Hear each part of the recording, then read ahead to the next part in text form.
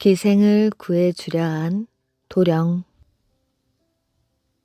옛날 어느 마을에 장청관이란 사람이 살고 있었습니다.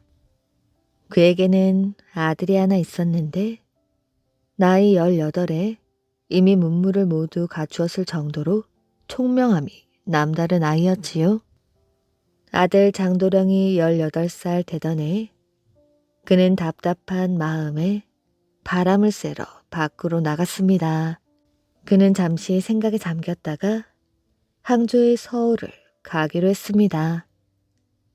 보검을 차고 씨름을 달래줄 퉁소를 메고 여비를 챙긴 뒤 부모님께 안부 인사를 올리고 길을 떠났지요. 보름 뒤 드디어 서호에 도착했습니다. 그는 호수의 아름다운 경치에 빠져 시간 가는 줄을 몰랐지요. 날이 어두워질 무렵 호숫가 근처에서 묵을 곳을 찾았습니다. 찻집을 찾아간 장도령은 차를 주문하는데 맞은편 방에서 처량한 노랫소리가 들려오는 것이었습니다. 그가 의아해하자 찻집 주인이 말했습니다. 저 목소리의 주인공은 바로 우미인이란 여인입니다. 뜻밖의 사고로 부모님을 여의고 고아로 지내다가 포주에게 잡혀 기생집에 팔려오게 되었지요. 그런데 우미인이 손님을 받느니 죽겠다며 포주를 협박했다지 뭡니까? 술집 주인도 골치 꽤나 썩다가 결국은 은 800냥을 가져오면 자유롭게 놓아주겠다고 약속을 하였지요. 그럼 뭐랍니까? 그만한 돈을 어디서 마련하겠어요? 그 슬픔을 달리 하소연할 곳도 없다 보니 절이 하루 종일 구슬피 노래만 부른답니다. 장도령은 그녀의 애달픈 사연을 듣고 가슴이 미어지는 것 같았지요. 그녀를 이 구렁텅이 속에서 구해주자. 그는 맞은편 방을 바라보며 애잔히 퉁소를 불었습니다. 다음날 장도령은 은 50냥을 싸들고 찻집 주인의 안내를 받아 기생집에 갔습니다. 당연히 우미인을 만나보기 위해서였지요. 찻집 주인 송씨도 의협심이 많은 사람인지라 장도령의 호의를 충분히 이해하여 기생집 포주를 만나 장도령을 위해 말을 잘 전해주었습니다. 그리고 이 포주라는 사람도 돈이라면 자다가도 눈이 번쩍 뜨는 사람인지라 번쩍이는 은을 보더니 단숨에 허락하고 말았습니다. 장도령은 우미은의 방 아래에서 고개를 들어 쳐다보았습니다. 마침 창가에 기대선 우미인을 볼 수 있었지요. 못마땅한 얼굴로 자신을 쳐다보는 것으로 보아 화를 내고 있음을 확실하게 알 수 있었습니다. 장도령이 예를 갖추어 말했습니다. 화내지 마십시오. 낭자의 슬픈 노랫소리를 듣고 한숨도 자지 못했습니다. 전해들은 낭자의 신세도 무척 딱하더군요. 이리 고결하신 분이 저와 같은 고향 사람이더군요. 오늘은 낭자를 만나 뵙고 고향의 정도 나누고 이 진흙탕 같은 세상에서 빠져나올 방법도 함께 상의해 볼 겸해서 찾아왔습니다. 절대 다른 의도는 없습니다. 그럼 어젯밤 퉁소를 부신 분이 바로 도령이셨습니까? 어제 저녁 낭자의 처량한 노랫소리를 듣고 저도 모르게 그만 주제 넘었다면 용서하십시오. 순간 우미인의 눈에서 눈물이 얼굴을 타고 흘러내렸습니다. 그녀는 그를 맞이하며 말했습니다. 정말 감사합니다. 그런데 소녀의 몸값이 만만치 않은 데다가 화류계의 여자인데 어찌 이 일에 도련님을 끌어들일 수 있겠습니까? 저도 원래 양갓집 교수였지만 이렇게 되고 말았지요. 이제 와서 도련님의 사랑을 받게 되니 제가 죽어 구천을 떠돈다고 해도 절대로 그 마음을 잊지 못할 것입니다. 말을 끝낸 그녀는 다시 흐느껴 울었습니다. 장도령도 우미인의 말에 가슴이 더욱 미어졌습니다. 마음 같아서는 당장 낭자를 이곳에서 구해드리고 싶지만 수중에 가진 돈이 얼마 안 됩니다. 집으로 돌아가 부모님께 자초지종을 말씀드리고 돈을 가지고 다시 돌아오겠습니다. 가능한 빨리 돌아올 테니 조금만 기다려 주십시오. 내 마음을 이처럼 이해해 줄 사람이 또 있을까? 그에게 내 모든 것을 맡기는 것이 가장 좋을지도 몰라. 이런 생각이 든 그녀는 장도령을 자기 방으로 청한 뒤 가슴 속에 담아두었던 이야기를 모두 털어놓았고 둘은 사랑을 굳게 맹세하게 되었습니다. 자신이 떠난 뒤 포주가 그녀를 더 혹독하게 다룰까 걱정이 된 장도령은 특별히 송 씨에게 두 사람의 정원 사실의 증인이 되어줄 것을 부탁했습니다. 우미인의 정원 사실이 전해지자 다른 기녀들은 모두 그녀를 부러워하였지요. 포주도 감히 그녀에게 모질게 대하지 못했습니다. 장도령이 돌아간 뒤 우미인은 매일 창가에 기대 서서 그가 돌아올 날만을 손꼽아 기다리게 되었습니다. 하지만 한 달 또 한 달이 지나가도 장도령은 돌아오지 않았지요. 우미인의 마음이 점점 타 들어가는 것 같았습니다. 그날도 우미인은 눈물을 흘리다가 스르르 잠에 들었지요. 어렴풋이 꿈결에서 장도령이 그녀에게 눈을 크게 뜨며 고함을 쳤습니다. 내 관리의 자제로 어찌 너 같은 기녀를 아내로 삼을 수 있겠는가? 우미인은 소스라치게 놀라 잠에서 깨어났습니다. 이 일이 있고 나서 식음을 전폐한 우미인은 날로 초췌해져 갔습니다. 결국 병이 들어 누워버렸지요. 처음에는 우미인을 잘 대해주던 포주도 장도령의 그림자조차 보이지 않자 다시 본색을 드러냈습니다.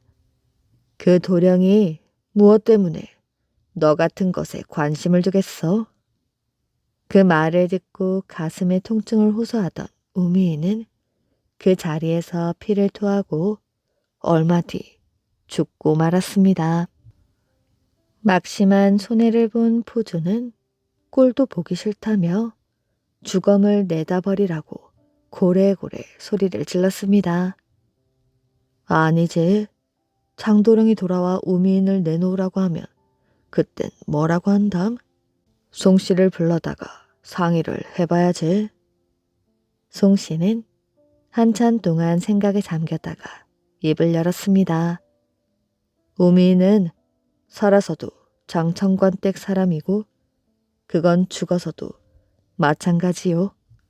내 생각에는 스님을 모셔와 사흘 동안 불경을 읊어주는 게 좋은 방법일 것 같군. 그리고 시신을 화장하여 유고를 모셔두었다가 장도령이 오면 전해주는 게 좋겠어. 그렇게 하여 우미인의 시체를 화장한 뒤 유골을 수습하던 송 씨는 유골 속에서 반짝이는 선홍색 사리를 발견하게 되었습니다. 송 씨는 사리를 두 손으로 정성스레 받쳐들고 깨끗하게 씻었지요. 그러자 그의 눈앞에 깜짝 놀랄 만한 일이 벌어졌습니다. 안개가 자욱한 물 위로 우미인의 그림자가 나타나 물결이 흔들리는 대로 따라 움직이는 것이었지요. 송 씨는 깜짝 놀라 허둥지둥 도망쳤습니다. 한참 뒤 다시 고개를 돌려 호수를 쳐다보니 우미인의 그림자는 온데간데 없었지요.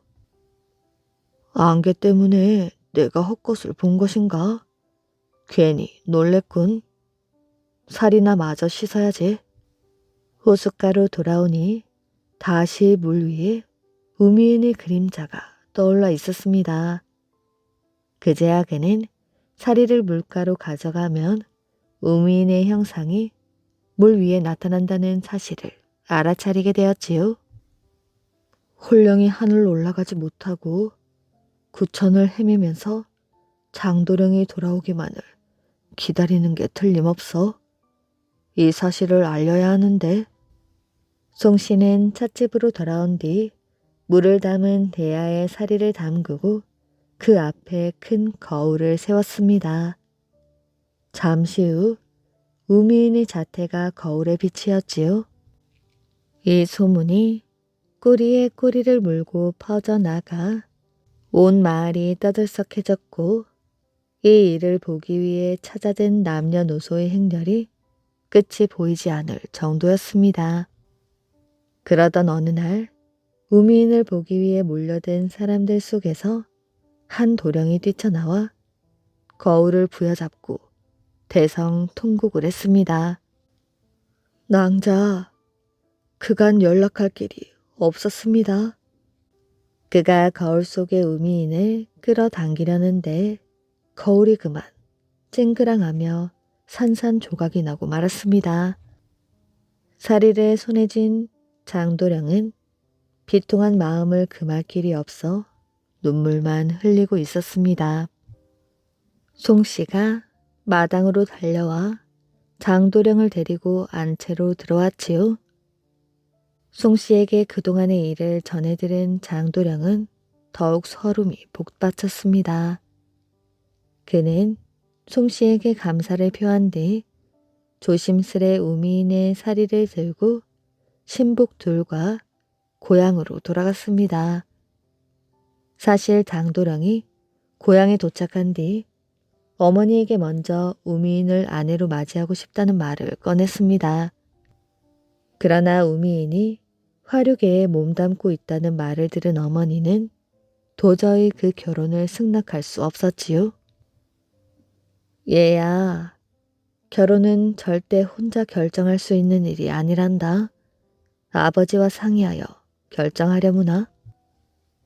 장도령은 북경에서 관직 생활을 하고 있는 아버지를 만나러 당장 떠났지만 어머니는 장도령 몰래 그보다 먼저 하인을 북경으로 보내어 장도령이 북경으로 간다는 사실과 기녀와 결혼하고 싶어 한다는 사실을 빠짐없이 알렸습니다.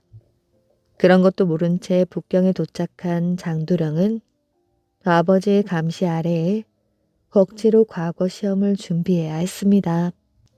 그러던 어느 날 기이한 소문이 북경에도 전해지게 되었지요. 장도령이 자신도 따라 죽겠다는 심정으로 항주행을 고집하자 그의 아버지도 더 이상 막을 수가 없었습니다. 고향으로 돌아온 장도령은 몰래 사리를 들고 침실로 들어갔습니다. 탁자 위에 사리를 조심스레 놓고 향을 피워 재를 올렸지요. 한창 재를 올리는 중에 어디선가 나디근 목소리가 들려왔습니다. 눈을 떠보니 우미인이 바로 눈앞에 서 있었지요. 도련님과 백년 가약을 맺고 싶었지만 도련님의 부모님이 절 마음에 들어하지 않은 것도 다 저의 박복함 때문이니 누구를 원망하겠습니까? 저는 더 이상 이승의 사람이 아닙니다. 도련님과 함께했던 모든 일이 꿈만 같습니다. 장도령이 우미인을 잡아당겼습니다. 낭자, 나와 이루지 못한 사랑 때문에 결국 이 지경이 되고 말았소. 그러니 내 맹세하오. 앞으로 절대 낭자 위의 아내는 맞아들이지 않을 것이오. 그러니 이렇게 밤에만이라도 날 만나러 와주오. 이때부터 장도령은 밤마다 우미인과 사랑을 키워나가게 되었습니다. 장도령의 어머니는 아들이 갈수록 초췌해지고 무표정한 모습으로 변해가자 안절부절 못하였지요. 그녀는 아들의 방문 창호지에 구멍을 내어 며칠 동안 안을 몰래 들여다보았습니다. 아들 방에 여인이 숨어 있다는 사실에 어머니는 화가 북받쳐 올랐습니다. 아니, 어디서 저런 여우 같은 것이 내 아들을 홀리는 것이야? 그녀는 장도령에게 아버지가 중병이 들었으니 급히 북경으로 가서 병을 간호하라고 거짓말을 했습니다. 그리고 그 틈을 타 아들 방에서 사리를 찾아 산산조각을 낸 뒤 땅에 묻어버렸습니다. 장도령은 어머니에게 속았다는 사실을 알고 급히 돌아왔지만 그가 들은 것이라곤 사리가 이미 산산조각이나 앞들에 묻혔다는 것이 전부였지요. 그는 정신이 나간 채 땅을 파 내려갔습니다. 깨진 사리 조각을 본 순간 눈물이 와락 쏟아졌지요. 장도령은 순간 나를 세운 보검을 꺼내어 자신의 심장을 찔렀습니다. 장도령이 떠나고 이듬해 봄 사리를 묻었던 곳에 새싹이 피어올랐습니다. 새싹은 잘 자라서 4월이 되자 꽃봉오리를 피웠고 며칠 뒤 분홍색 꽃망울을 터뜨렸습니다. 그 뒤 조정에서 어마어마한 규모를 확장하면서 전국에 신기하고 기이한 식물을 모아올 것을 하달하였는데 장청과는 이 신기한 꽃을 바쳤지요. 이 꽃이 마음에 쏙 든 황제가 꽃 이름을 물었습니다. 장청과는 대답 대신 그간 아들과 우미인 사이에서 일어난 사건을 낱낱이 아뢰었습니다. 황제는 그 사연을 듣고 난 뒤 이 꽃을 우미인이라 명했다고 합니다. 너그러운 부자. 옛날 개성에 최씨 성을 가진 아주 큰 부자가 있었습니다. 나라 안에서도 손꼽힐 만큼 많은 재산을 부모님께로부터 물려받았던 것이었지요. 그런데 그는 아주 욕심이 없는 사람이었습니다. 가족도 많지 않은데 내 재산을 어찌 가족들을 위해서만 쓰겠는가? 쓰지 않고 쌓아놓는 재산이란 그저 냄새나는 쓰레기 더미와 같을 뿐이지. 최 씨는 그날부터 자기 집에 생활비를 뺀 나머지를 모아 남을 위해 사용하기 시작했습니다. 그가 도와주는 사람들은 친척이나 같은 마을에 사는 이웃만이 아니었지요. 소문을 듣고 찾아온 많은 사람들의 이야기를 모두 들어본 다음 필요에 따라 나눠주었습니다.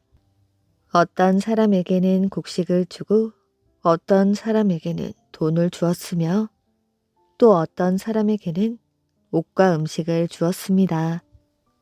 그런데 이런 소문이 나자 먹고 살 만한 사람들까지도 최 씨에게 손을 내밀게 되었습니다. 못 살겠네. 죽고만 싶지 뭔가. 갑자기 망해버리니 손 내밀 데가 여기밖에 없어. 날 좀 살려주게나. 화려한 비단옷을 입고 찾아오는 뻔뻔스러운 사람까지 있었지만 최 씨는 아무 내색도 하지 않았습니다. 마음고생이 많았네. 성실히 장사를 해보도록 하게나. 최 씨에게는 먼 친척 동생 한 사람이 있었습니다. 원래 그 동생은 부자였는데 성실하지 못하여 술과 노름으로 모든 것을 날려버린 어리석은 사람이었지요. 집까지 날려버린 뒤 오갈 데가 없어진 그 동생은 최 씨에게 손을 내밀려고 찾아왔습니다. 일가 친척들이 그 동생을 도와주어서는 안 된다고 최 씨에게 말했습니다. 그런데 최 씨는 그 동생에게 논밭과 집을 사준 뒤 친척들에게 말했습니다. 이 논밭이 다 술과 노름 미천으로 사라진다 해도 어쩌겠소. 나는 내 도리를 다 할 수밖에요.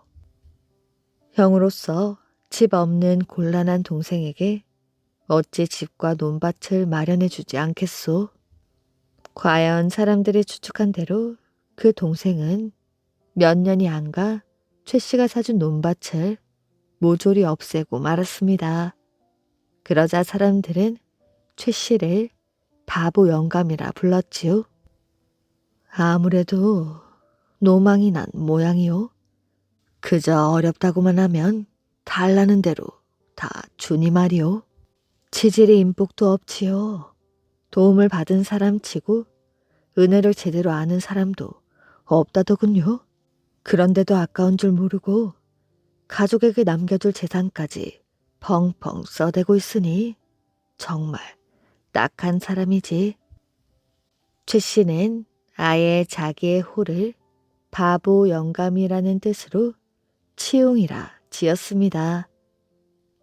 얼마든 놀려도 좋다는 뜻이 담겨 있었습니다.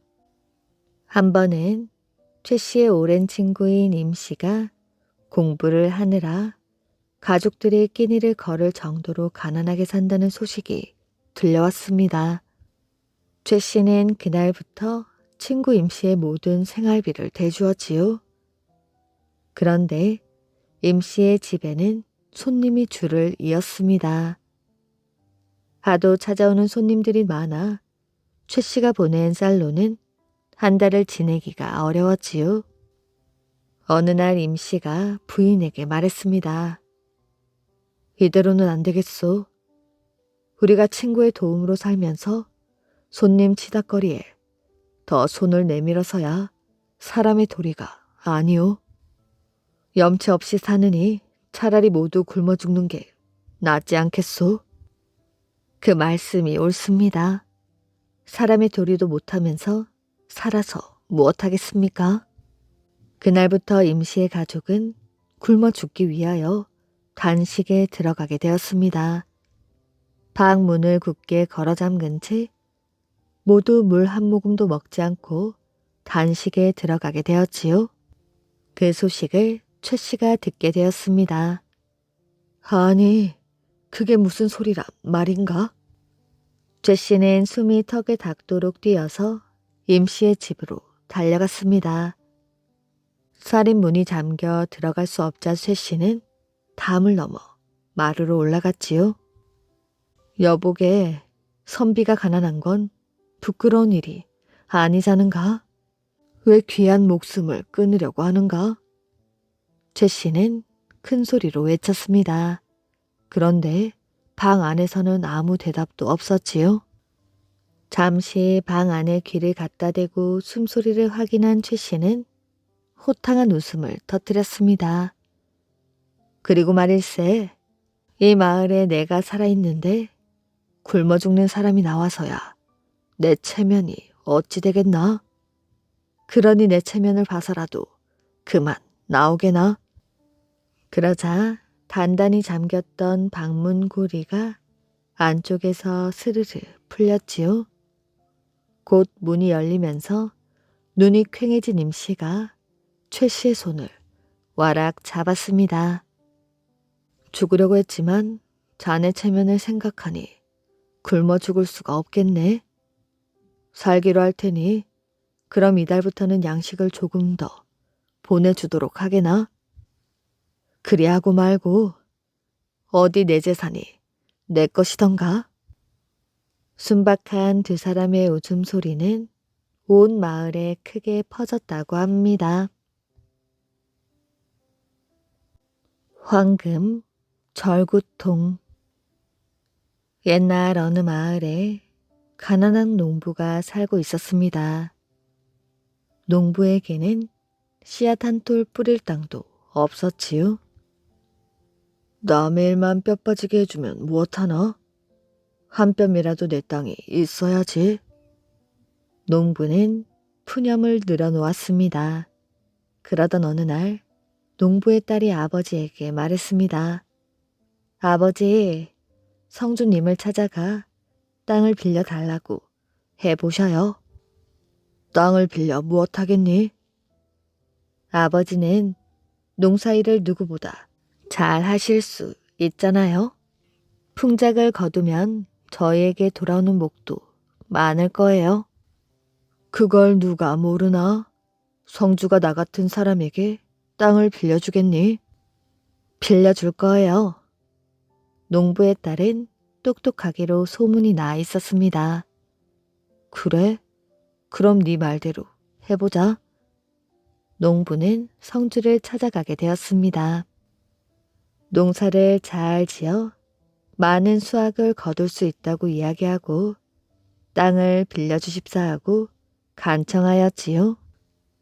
마침 잘 되었군. 산 비탈에 노는 밭이 있는데 잘 붙여보게. 성주는 선뜻 땅을 빌려주었습니다. 농부는 자기 땅이라도 얻은 것처럼 기뻐했습니다. 딸의 말을 듣기를 잘했다고 생각하였지요. 집에 돌아와 괭이며 삽이며 연장을 챙겨 산비탈 밭으로 갔습니다. 밭을 갈고 씨앗을 뿌리기 위해서였습니다. 그런데 산비탈의 밭은 돌밭이나 다름이 없었지요. 공짜로 농사를 지어 먹으라고 해도 아무도 거두지 않던 버려진 땅이었습니다. 그래도 농부는 실망하지 않았지요. 지금은 돌밭이지만 좋은 땅으로 만들면 되지. 그럼 황금밭이나 다름없을걸. 농부는 새벽부터 밤 늦도록 수많은 돌을 주워냈습니다. 돌밭에서 일을 하다 보니 손과 발이 부르트고 피가 흘렀지요. 그래도 농부는 즐거웠습니다. 돌을 모두 주워내고 밭을 갈아엎기 시작했습니다. 삽으로 땅을 깊이 파 흙을 뒤집는 것이었지요. 농부는 노래를 흥얼거리며 땅을 파고 밭골을 내었습니다. 그러던 어느 날 삽질을 하던 농부는 고개를 갸웃거렸지요. 땅 속에서 무엇인가 삽에 부딪히는 소리가 났기 때문이었습니다. 농부는 무엇인가 하고 더 파보았습니다. 아니, 이게 뭐지? 절구통 같은 것이 나왔지요. 흙을 털어낸 농부는 놀라 뒤로 풀썩 주저앉았습니다. 잘 닦고 보니 그것은 번쩍번쩍 빛이 나는 황금 절구통인 것이었지요. 이런 보물이 돌밭에서 나오다니. 이 땅의 주인은 성주님이니 이 황금 절구통을 성주님께 바쳐야지. 농부는 황금 절구통을 가지고 집으로 돌아왔습니다. 성주님은 어진 분이라서 복도 많구나. 그런데 농부가 황금 절구통을 가지고 성주에게 가려고 하자 농부의 딸이 말렸습니다. 아버지, 이 절구통을 성주님께 바쳐서는 안 돼요? 그게 무슨 말이야? 이건 우리 것이 아니란다. 그래도 안 돼요. 아버지에게 나쁜 일이 생길 거예요. 성주님 밭에서 나온 황금 절구통을 성주님께 갖다 바치는데 무슨 나쁜 일이 생기겠느냐? 농부는 딸의 말을 듣지 않고 황금 절구통을 성주에게 바쳤습니다. 그런데 기뻐할 줄 알았던 성주는 오히려 얼굴을 찌푸리며 말했습니다. 이게 전부란 말이냐? 절구통이 나왔으면 절구공이도 있을 게 아니냐? 성주님, 밭에서 나온 것은 절구통 뿐이었습니다. 그러나 성주는 그 말을 믿지 않았습니다. 네가 거짓말을 하고 있구나. 성주는 농부를 감옥에 가두었지요. 농부는 기가 막혔습니다. 딸의 말을 들을 걸 그랬구나. 이제 생각하니 딸이 왜 황금 절구통을 바치지 말라고 했는지 알 것 같았지요. 농부는 감옥에서 수도 없이 후회하는 말을 중얼거렸습니다. 감옥에 같이 갇힌 사람들이 농부의 사정을 알게 되었지요. 이런 소문은 성주의 귀에까지 들어갔습니다. 성주는 농부의 딸을 시험해 보려고 불렀습니다. 너는 왜 밭에서 나온 황금 절구통을 내게 바치지 못하도록 한 것이야? 절구통에는 당연히 절구공이가 따라다니지요. 성주님께서는 분명히 의심하실 것이라고 생각했습니다. 그렇다면 절구공이는 나오지 않았단 말이지? 예, 나오지 않았습니다. 그럼 내가 네 슬기로움을 시험해 보겠다. 네가 잘 맞히면 아버지를 풀어주겠다. 아침에는 4발로 걷고 점심때면 2발로 걷다가 저녁이 되어서는 3발로 걷는 것이 무엇이냐? 그것은 사람입니다. 농부의 딸은 막힘없이 대답했습니다. 아침은 어린 시절이고 점심은 젊은 시절이며 저녁은 늙었을 때를 이야기하는 것이지요. 어려서는 4발로 기어다니고 젊어서는 2발로 걷지만 늙으면 지팡이를 짚으니 3발입니다. 잘 맞히었구나. 그럼 또 한 문제를 내겠다. 불에 탄 채로 새끼를 꼬아보아라. 예. 농부의 딸은 이번에도 자신있게 말하면서 곧 새끼를 한 발쯤 꼬았습니다. 그러고는 채끼줄에 불을 붙여 태웠지요. 사람들은 어리둥절해하면서 그 모양을 지켜보았습니다. 새끼줄은 불에 타자 재만 남았습니다. 그런데 그 모양이 흐트러지지 않고 꼬인 그대로였지요. 성주는 고개를 끄덕이며 말했습니다. 내가 잘못하였구나. 너의 아버지는 죄가 없다. 황금 절구통은 네 아버지의 것이야. 그러니 어서 가져가거라. 아닙니다. 성주님 밭에서 나온 물건이니 성주님께 드리는 것이 옳은 일이지요. 그 밭은 이미 너희 아버지에게 주기로 결정했단다. 그러니 어서 아버지를 모시고 돌아가거라. 농부와 그 딸은 황금 절구통을 가지고 집으로 돌아와 잘 살았다고 합니다. 끝까지 맞서 싸운 삼별초. 고려의 고종 임금은 걱정이 태산 같았습니다. 중국 대륙을 모두 차지한 몽고가 벌써 여러 차례 고려에 쳐들어왔기 때문입니다. 몽고군이 쳐들어와도 안전한 곳이 어디인고? 그때 최이라는 신하가 말했습니다. 강화도가 좋을 듯합니다. 강화도는 섬이기 때문에 몽고군이 쉽게 들어오지 못할 것입니다. 맞습니다. 몽고군은 땅 위에서만 싸웠기 때문에 바다에서는 잘 싸우지 못할 것입니다. 고종은 신하들의 말을 들으며 생각하였지요. 300년이나 지켜온 개경을 떠나야 하다니. 또 수도를 강화도로 옮기면 남아있는 백성들은 어찌한단 말인가? 고종은 어쩔 수 없이 수도를 강화도로 옮기기로 했습니다. 그리고 강화도에 머물면서 몽고군과 싸울 힘을 기르기로 하였지요.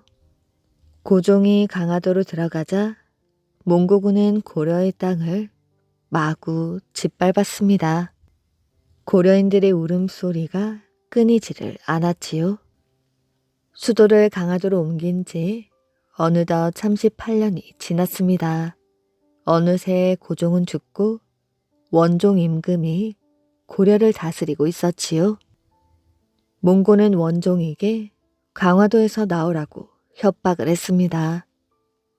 원종이 개경으로 돌아오면 군사들과 함께 물러나겠다고 했습니다.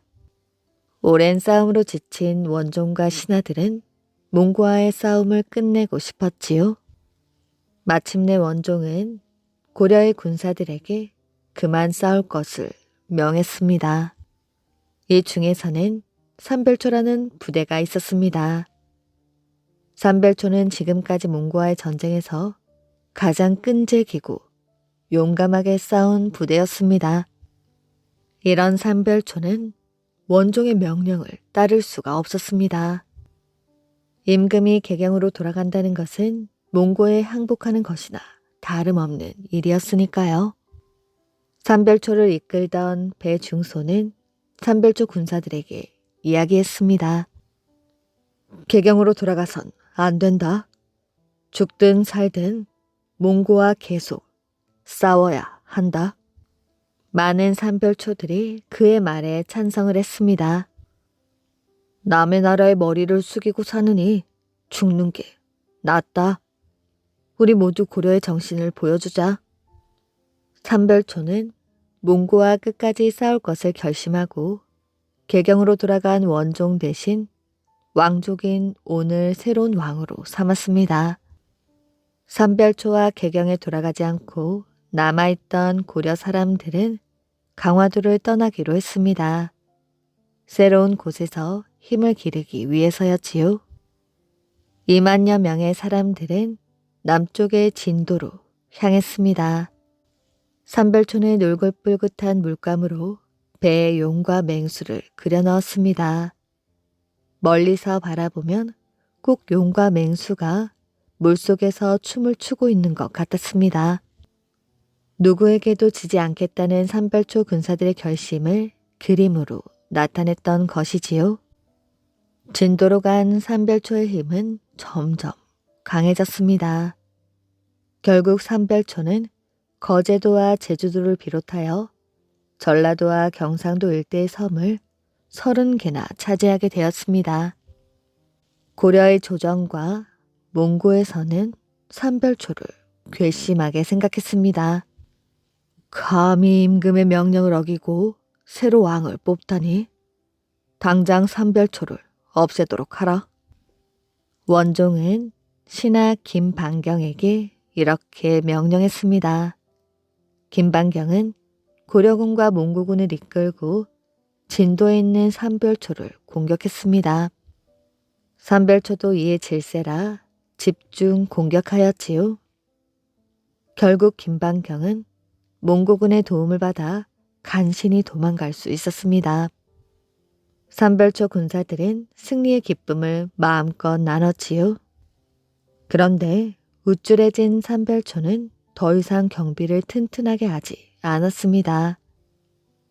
고려와 몽고군이 다시는 쳐들어오지 않을 것이라고 생각했기 때문이었지요. 하지만 삼별초의 생각은 빗나가고 말았습니다. 김반경은 다시 고려군과 몽고군을 이끌고 진도를 총공격하게 되었습니다. 싸울 준비를 제대로 하지 못했던 삼별초는 마침내 고려군과 몽고군에게 진도를 빼앗기고 말았지요. 그때까지 삼별초를 이끌던 배중손도 이 싸움에서 죽고 말았습니다. 하지만 삼별초가 모두 물러난 것은 아니었지요. 배중손의 뒤를 이어 김통정이라는 사람이 삼별초를 지휘하게 되었습니다. 김통정은 제주도로 가서 300리나 되는 긴 성을 쌓고 다음 싸움에 대비하게 되었지요. 제주도에서 다시 힘을 기른 삼별초는 몽고에 바치는 쌀과 물건을 실어 나르는 배들을 공격하기 시작했습니다. 또 몽고가 일본을 공격하기 위해 만들어 놓은 전쟁용 배들도 부셔버렸지요. 몽고의 왕은 화가 머리끝까지 났습니다. 그래서 몽고의 장수 훈도와 홍다구를 시켜 삼별초를 공격하게 하였지요. 몽고군이 진도를 총공격한 지 2년이 지난 어느 날이었습니다. 삼별초를 없애려는 160척의 배들이 제주도 앞바다에 나타났습니다. 잠시 후 수많은 고려와 몽고의 군사들이 제주도에 있는 삼별초를 공격하기 시작했습니다. 몽고군이 쳐들어온다. 모두 싸워라. 우리가 지면 고려는 더 이상 몽고와 맞서 싸울 군사가 없다. 김통장은 삼별초 군사들에게 공격 명령을 내렸습니다. 삼별초와 몽고군의 치열한 싸움은 계속되었지요. 그런데 삼별초가 아무리 열심히 싸워도 엄청난 숫자의 몽고군을 당해내기란 쉽지 않았습니다. 시간이 지날수록 선별조 군사들의 수는 줄어만 갔습니다. 더 이상 버틸 힘이 없다고 판단한 김통정은 마지막 남은 70명과 함께 한라산으로 들어갔습니다. 그곳에서 70명의 선별조 군사들은 함께 목숨을 끊고 말았습니다. 몽고에 항복하느니 차라리 죽음을 택한 것이었지요. 삼별초는 뜻을 이루지 못하고 죽어갔지만 그들의 몽고에 대한 끈질긴 저항 정신은 우리들의 가슴 속에 남아 있습니다. 선비의 손을 뿌리친 아가씨. 옛날 어느 마을에 홀 어머니를 모시고 살아가는 아주 어여쁜 아가씨가 있었습니다. 아가씨의 집은 아주 가난하였지요. 그래도 아가씨는 늘 웃으며 삭 바느질과 허드렛 일을 하며 어머니를 지극정성으로 모셨습니다. 그런데 어느 해 말로는 다 못할 흉년이 들었지요. 그러다 보니 농사를 마친 마을엔 인심까지 각박해져 버렸습니다. 아가씨는 자신은 굶더라도 어떻게든 어머니 끼니만은 거르지 않게 하기 위하여 손이 닳도록 이를 가리지 않았지요. 그러던 어느 날 아가씨가 이웃 마을에 갔다가 늦게 돌아오게 되었습니다. 마을 어귀 정자나무 아래에서 어느 선비가 쓰러져 머리에 피를 흘리고 있는 것이 보였지요. 세상에 어쩌다 저리 되셨을까? 그냥 두면 목숨을 잃을 것이야. 어려움을 보고는 그냥 지나치지 못하는 아가씨는 선비를 부축하여 집으로 데려와 정성껏 치료를 해 주었습니다. 다음날 정신을 차리고 눈을 뜬 선비는 주위를 두리번거렸지요. 여기가 어디입니까? 그때 선비는 눈에 희미하게 비치는 아가씨의 모습을 보고 심장이 멎을 것만 같았습니다. 선비는 아가씨의 아름다운 모습에 한눈에 반해버렸지요. 아가씨가 치료해준 덕분에 머리의 상처는 나았지만 선비는 자기도 모르게 아픈 척을 하며 다시 자리에 누웠습니다. 아가씨에게 마음을 빼앗겨 조금이라도 더 그 집에서 머물고 싶었기 때문이지요. 날이 밝고 나서야 선비는 그 집 형편이 얼마나 어려운지를 알 수 있었습니다. 마음 같아서는 병자 행세를 하며 며칠이고 머물다 가고 싶었지만 그 집 형편을 도저히 두고 볼 수가 없었지요. 아가씨, 정말 고맙습니다. 제가 보답을 하고 싶은데 도적을 만나 돈을 다 빼앗겨 버렸지요. 선비가 주섬주섬 떠날 채비를 서둘렀습니다. 아닙니다. 몸은 괜찮으셔요? 네, 덕분에 괜찮습니다.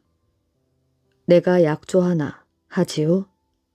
내 지금 과거를 보러 가는 길인데 과거에 급제하면 반드시 다시 찾아와 아가씨를 내 배필로 맞아드리겠소. 그때까지 기다려 주실 수 있겠소? 속내를 들킨 듯 아가씨는 얼굴에 홍조를 띠며 고개를 끄덕여 주었습니다. 뒤를 돌아보고 또 돌아보며 떠나간 선비는 2해가 지나도록 돌아오지 않았지요. 아가씨는 힘이 들 때마다 선비를 만났던 정자나무 아래로 가서 그리움을 달래곤 하였습니다. 어느새 무정하게도 3번째 해가 찾아왔지요. 그날도 어둑어둑할 무렵 아가씨는 선비 생각을 떨치지 못하고 정자나무 아래로 갔습니다. 지나가는 길손인데 밤이 늦어 그러니 하룻밤 묵어갈 수 있겠소? 그때 웬 선비가 헛기침을 하며 다가왔지요. 사정은 딱 하나. 노모와 저밖에 없어 선비님을 재워드릴 수 없습니다. 이 밤중에 어디를 간단 말이오. 그러지 말고 하룻밤만 재워주시오. 선비가 두 손을 모으며 머리를 조아렸지요. 어찌 여자들만 있는 집에 외간 남자를 들일 수 있겠습니까? 절대로 아니 될 일이지요. 보아하니 아직 혼인을 한 것 같지도 않은데 어머님도 계시고 나그네에게 하룻밤 이슬을 피할 수 있게 해주는 것이 뭐가 그리 어렵소? 아무리 배운 것 없이 구차하게 살고 있는 계집이지만 서방님도 안 계시는 집에 함부로 남정네를 드릴 수는 없습니다. 서방님이란 말을 들은 선비가 화들짝 놀랐지요. 아가씨는 아직 머리도 털지 않았으면서 무슨 서방님이 있단 말이오? 비록 머리는 올리지 않았으나 제 마음은 이미 임자가 있는 몸입니다. 제 서방님께서 과거를 보러 가시면서 꼭 돌아오시겠다고 약조를 하셨고 저 또한 기다리겠다고 약조를 했으니 이미 혼인한 사람이나 다름없지요. 그런데 제가 어찌 외간 남자를 저희 집에 잠깐이나마 드릴 수 있겠습니까? 그 말에 선비는 가슴이 뭉클해졌습니다. 자신이 약조를 하고 떠났지만 그 아가씨가 믿고 기다려줄 건지에 대해서는 반신반의하고 있었기 때문이지요. 아가씨의 말을 듣고 선비는 그동안 연락 한 번 하지 않고 마냥 기다리게 했던 자신이 부끄러워졌습니다. 급한 마음에 선비가 아가씨의 손목을 덥석 잡았지요. 놓으십시오. 점잖은 선비께서 이게 무슨 짓입니까? 손을 뿌리치며 아가씨가 소리를 질렀습니다. 나요. 자세히 잘 보시오. 과거에 급제하면 돌아오겠다던 바로 그 사람이란 말이오. 그제서야 멈춰선 아가씨는 선비 얼굴을 자세히 들여다보았습니다. 한 번 보고 두 번 보고 아무리 봐도 꿈에 그리던 선비의 얼굴이었지요. 천생연분으로 만난 선비와 아가씨는 그 뒤로 혼인하여 100년 해로 하였다고 합니다. 소금 장수의 딸. 옛날 어느 부잣집 아들이 가난한 소금 장수집 딸을 알게 되었지요. 부잣집 아들은 소금 장수집 딸을 너무도 사랑하게 되었습니다. 그러나 부잣집에서는 반대를 하였지요. 넌 소금 장수가 얼마나 천한 직업인지 모르는 것이야? 부모뿐만 아니라 친척들까지 나서서 반대했습니다. 그러나 부잣집 아들은 자신의 고집을 꺾지 않았지요. 아무리 말리셔도 소용없습니다. 저는 소금 장수집 처녀가 아니면 장가를 가지 않겠어요. 옛말에 자식 이기는 부모는 없다고 하였지요. 부잣집 아들이 소금 장수집 딸과 혼이 나겠다고 우겨서 할 수 없이 결혼을 승낙하였습니다. 소금 장수집 딸의 앞날은 가시밭길이었지요. 시부모뿐만 아니라 친척들까지 심한 구박을 했습니다. 자기 분수를 몰라서 그렇지 예쁘지도 않은 것이 오리처럼 뒤뚱뒤뚱 걷는 꼴 좀 봐. 천한 것은 어쩔 수 없다니까. 모두들 며느리를 미워하며 틈만 나면 흉을 보았습니다. 소금 장수집 딸은 괴로워 견딜 수가 없었지요. 사랑하는 남편이 없었다면 벌써 그 집에서 뛰쳐나왔을 것입니다. 소금 장수 집에서는 딸을 시집 보내놓고 마음 편할 날이 단 하루도 없었습니다. 딸이 시부모에게 구박을 받으며 시집살이를 한다는 소문을 들어서였지요. 고생하는 딸을 생각하면 잠도 오지 않았습니다. 어느 날 친정 어머니가 친정 아버지에게 말했지요. 제가 그동안 어떻게 하면 우리 딸아이가 시집살이를 면할까 곰곰이 생각해 보았습니다. 사돈 댁을 초대하여 식사 대접을 하는 게 어떨까요? 글쎄, 우리 집이 누추하여 초대하면 올까? 간곡히 청해야지요.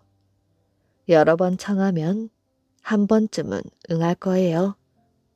친정 어머니가 말한 대로였지요. 사돈 댁은 처음엔 거절하였지만 몇 번이나 간곡히 청하자 마지못해 초대에 응해 주었습니다. 소금 장수 부부는 사돈 내외가 집에 오자 먼저 술상을 차려 대접했습니다. 그런데 사돈 내외는 안주를 먹어보더니 고개를 갸우뚱하였지요. 전혀 맛이 없었던 것입니다. 무슨 안주 맛이 이래? 너무 싱거운걸? 사돈 내외가 안주를 들지 않자 소금 장수 부부는 밥상을 차려왔습니다. 상 다리가 휘어지도록 갖가지 음식을 잔뜩 올린 상이었지요. 음식들이 아주 먹음직스러워 보였습니다. 사돈 내외는 반찬을 먹어보았습니다. 그런데 이상하게도 국은 물론 김치에 밑 반찬까지 전혀 맛이 없었어요. 간을 맞추지 않아 맹탕이었습니다. 음식에 소금을 넣지 않았나 봐. 사돈 내외는 이런 생각을 하며 숟가락과 젓가락을 내려놓았습니다. 사돈, 어째서 음식을 들지 않으십니까? 사돈이 오신다고 이것저것 음식을 준비했는데. 고맙습니다. 하지만 배가 불러. 사돈 내외는 이런저런 핑계를 대며 음식을 사양했습니다. 그때 소금 장수가 말하였지요. 사돈 내외께서 어째서 음식을 드시지 않는지 저희도 압니다.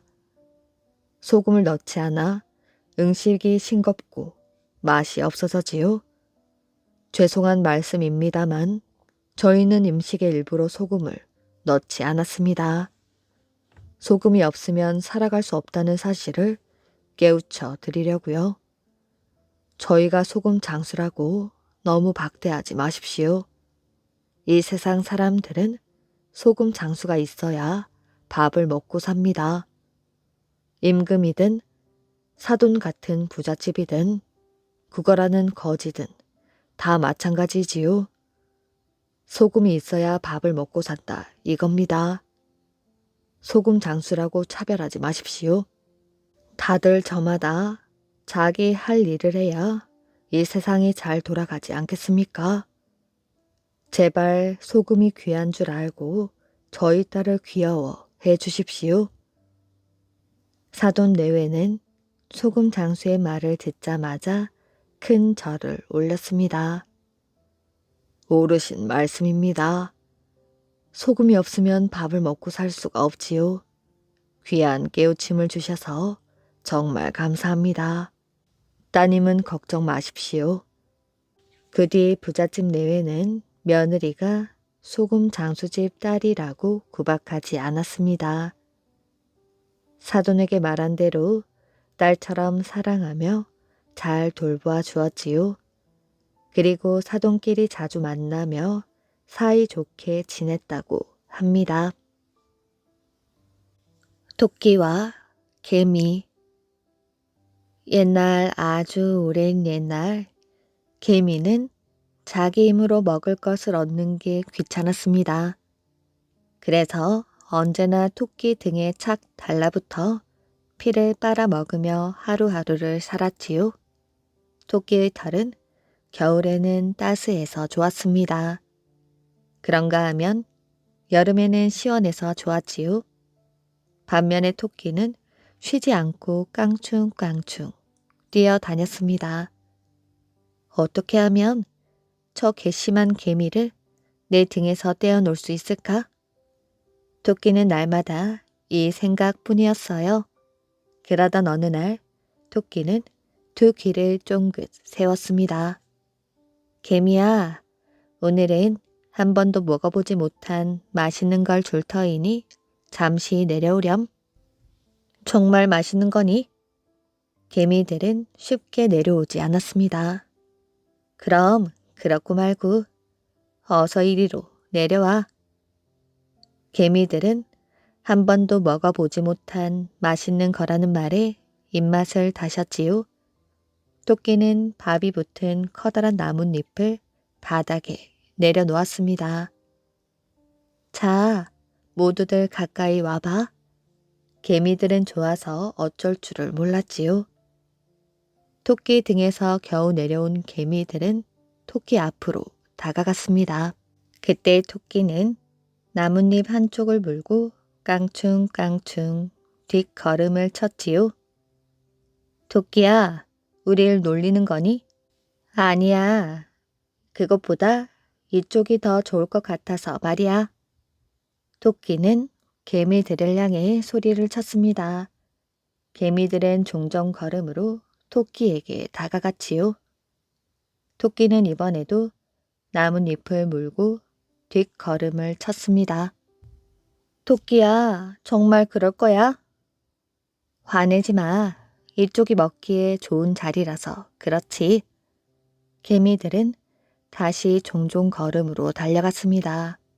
겨우 개미들이 토끼에게 가까이 갔을 때였지요. 이번에도 토끼는 나뭇잎을 물고 뒷걸음을 쳤습니다. 너 정말 우릴 놀릴 셈이로구나. 개미들은 화가 나기 시작하였지요. 그게 무슨 소리야? 조금만 더 오렴. 아주 맛있는 거란다. 토끼는 한 발짝 뒤에 서서 개미를 향해 손짓을 했습니다. 암만 놀려봐라. 우리가 물러설 것 같아? 약이 오른 개미들은 오기가 생겼지요. 이를 악물고 토끼가 있는 곳을 향해 달려갔습니다. 하지만 아무리 달려도 토끼를 따라갈 수는 없었지요. 개미들은 배가 고프고 힘이 빠졌습니다. 토끼는 자꾸만 뒷걸음을 쳤습니다. 자, 어서 이리로 오렴. 토끼가 말을 끝내며 다시 뒷걸음을 칠 때였지요. 토끼의 발에 바위돌이 걸려 뒤를 돌아보니 개천이 있었습니다. 토끼는 나뭇잎을 입에 물고 개천을 깡충깡충 건너갔지요. 개미들아, 어서 건너오렴. 배가 고프지 않니? 물을 건넌 토끼는 입을 실룩실룩 거렸습니다. 개미들은 물이 가로놓여 더 이상 따라갈 수가 없었지요.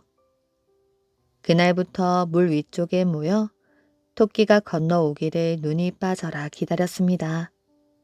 절대로 다시 돌아가지 않을 것이야. 토끼는 개미들이 또다시 자기 등에 다시 기어오를까봐 어디론가 가버리고 말았지요. 개미들은 토끼를 따라오느라 피곤해 지쳐 있었습니다. 더군다나 며칠 동안 아무것도 먹지 못하였지요. 배가 고픈 개미들은 허리를 꼭 졸라맸습니다. 배는 여전히 고프고 눈은 쑥 들어가 앞도 제대로 볼 수가 없었지요. 아이 배고파. 이러다 정말 굶어 죽겠는걸? 우리 힘으로 먹을 걸 찾아보자. 개미들은 두 무리로 나뉘어 먹을 것을 찾기 시작했습니다. 한 무리는 마을로 내려가서 먹을 것을 찾아다녔지요. 다른 무리는 그 자리에 남아서 토끼를 기다렸습니다. 마을에 내려갔던 개미들은 쌀 몇 알을 얻어왔지요. 그때까지도 토끼는 돌아오지 않았습니다. 개미들은 쌀 몇 알을 조금씩 나누어 먹었지요. 이런 일이 있은 후부터 개미들은 토끼 등에 붙어 살지 않았습니다. 날마다 땀을 흘리며 먹을 것을 구하였지요. 개미의 가는 허리는 그때 배가 고파서 졸라맸기 때문입니다. 그때 보이지 않았던 눈은 아직도 잘 보이지 않아 가느다란 뿔을 지팡이 삼아 겨우 길을 찾아다니게 되었다고 합니다. 이야기 재미있게 잘 들으셨나요? 오늘의 이야기는 여기까지입니다. 오늘도 이야기를 들어주셔서 정말 감사합니다. 오늘도 편안한 밤 되시길 바랍니다.